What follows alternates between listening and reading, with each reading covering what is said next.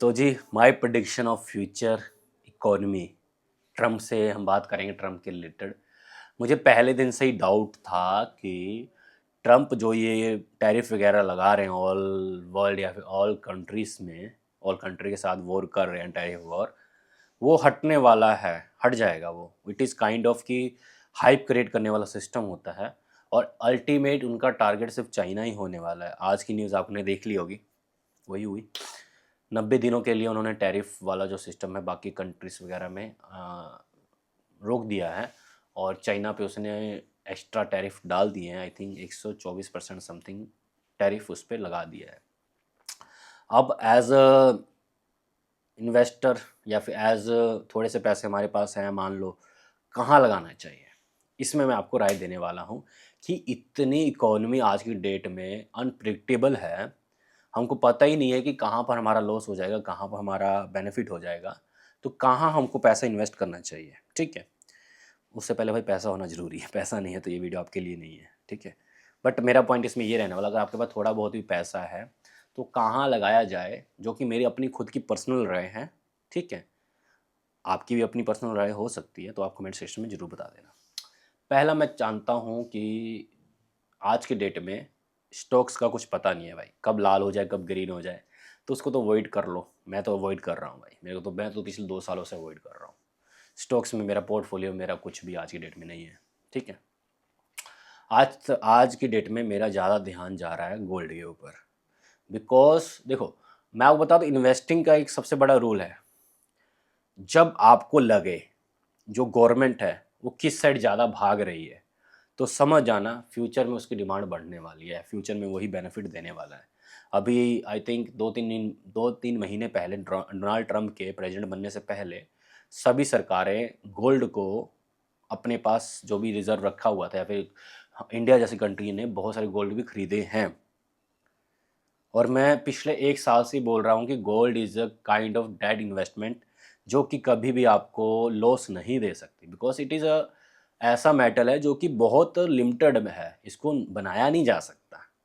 Metal अर्थ है ये अर्थ में मिलता है, ये हीरे की तरह नहीं है कि लैब में भी तैयार हो जाए। तो फिर अल्टीमेट मैंने आपको बता दिया। अब पिछले साल के कंपैरिजन में आज की डेट में जो गोल्ड है आराम से 2 गुना रिटर्न दे चुका है, 2 गुना, या फिर 50% तो दे गया रिटर्न। या जिसने अगर 40,000 का खरीदा था उसको 80,000 रुपये मिल चुके हैं आज की डेट में, जो बहुत नॉर्मल, और ये रेट बढ़ने वाला है भाई। ठीक है, सेकंड इन्वेस्टमेंट जो मैं मानता हूँ, it is kind of real estate. Real estate always a good investment the whole life. Real estate को लेकर हम कभी ये नहीं कहते कि यार ये हमने बैड इन्वेस्टमेंट कर दी है। आप चाहे जो मर्जी ज़मीन ले लो या जो मर्जी जायदाद ले लो, चाहे जो सा मर्जी घर ले लो, जनसंख्या बढ़ती रहेगी और डिमांड बढ़ती रहेगी लैंड की डिमांड कभी कम नहीं हो सकती भाई।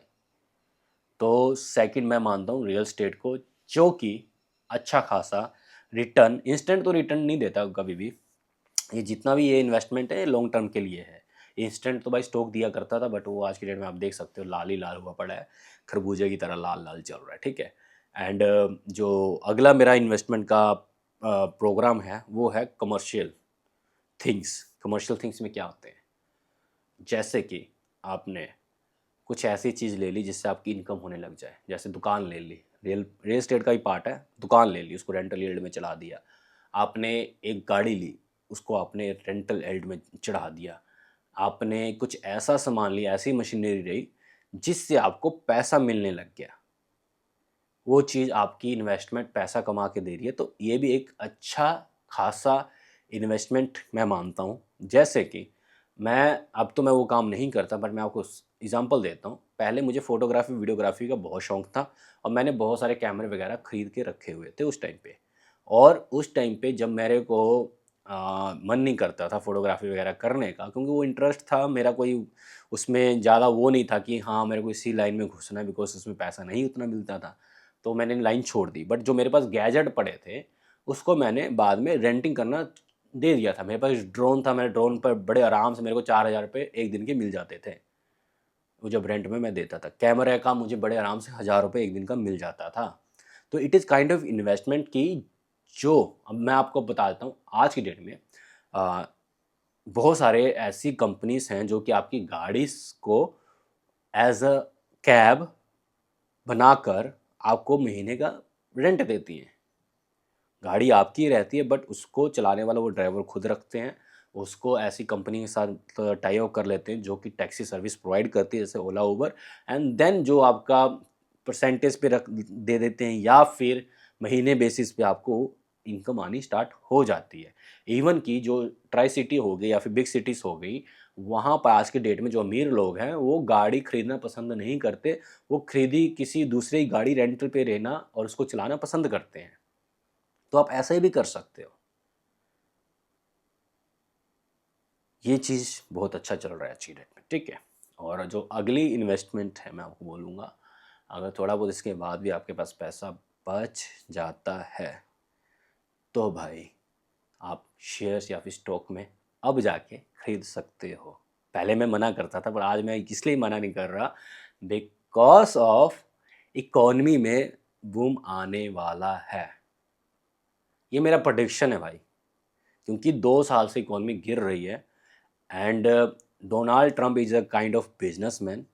वो जो भी आज की डेट में डिसीजन ले रहा है उसका आपको बेनिफिट आने वाले टाइम में ज़रूर मिलेगा। हाँ, थोड़ा रिस्की है बट वही है ना, रिस्क है तो इश्क है। मैं तो स्टॉक को लेके यही बोलता हूँ कि जो पैसा आपको स्टॉक बना के दे सकता है वो कोई भी इन्वेस्टमेंट आपको नहीं दे सकती भाई। तो वही है, रिस्क ले लो। मुझे लगता है कि 2 साल जो पास्ट के गए हैं उसमें बहुत पिटाई हुई है और ऑटोमेटिक इंडिया के स्टॉक के भी बहुत सारे जो रेट थे वो करेक्ट हो चुके हुए हैं और बाहर के भी करेक्शन आ चुकी हुई है। सो चाइना पे डोनाल्ड ट्रंप लगाने वाले हैं बहुत सारे सेंक्शन और ये ट्रेड वॉर चलेगी, देन ऑटोमेटिक कंपनी इन्वेस्ट करेगी ऐसी कंट्रीज में जो स्टेबल्स हो। और इंडिया की जो आज की डेट में पॉलिसी है, इट इज़ काइंड ऑफ कि तू कौन मैं कौन, या फिर तू है तो मैं हूँ।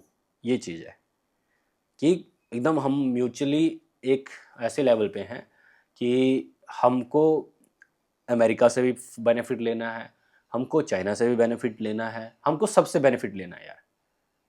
हमारा ना कोई दुश्मन है ना ही हमारा कोई वो है एनिमी है।